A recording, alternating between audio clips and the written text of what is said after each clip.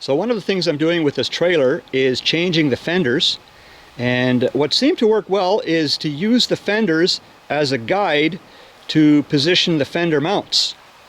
So it took a while before I had the fender basically positioned. I had a 2x4 laying in here to support the fender up, and then with a wire as well to kind of hold it in place and gently, you know, trying to position it in place.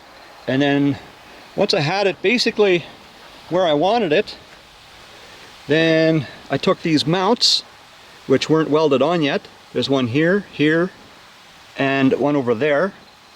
So I had these mounts already drilled, just a hole in each one.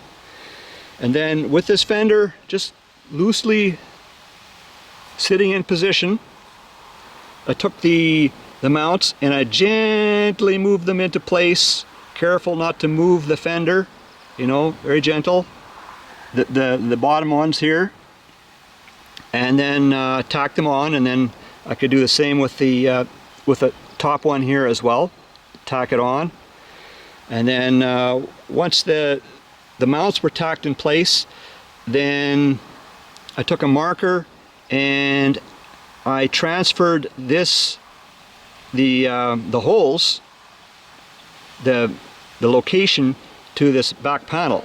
So with a marker, then I would go in there and I would mark all 3 locations, and then I could remove the fender, drill the back panel, and then I had the holes lined up. And then before bolting in place, I did some more welding on those mounts. And so these fenders then actually become removable. So one thing I'd like to do yet is to actually have the nuts on the back side, and actually weld the nut to the back side of that inner panel, so I could just put a bolt in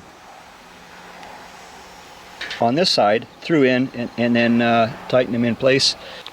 So this is the other fender. These fenders, they don't come with this inner panel, so I had to weld those in.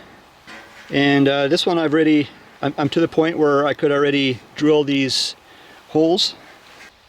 So here on the other side, the fender mounts are still only tacked in place. They are now ready for more welding.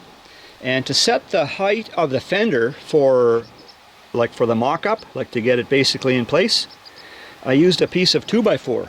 And this may be the actual one that I used, not sure. There's other pieces of wood laying around here, but it was this one, I'm thinking. And by using that piece of 2x4, it would set the height of the fender, and if I wanted the fender to sit lower, well, I would just cut the 2x4 shorter, and then it would be lower, you know. So basically the fender height mock-up was basically determined by the length of this 2x4. So anyways, that's a bit of a rundown on how this is going with the fender mounts for this trailer. Anyways guys, thanks for checking out another video.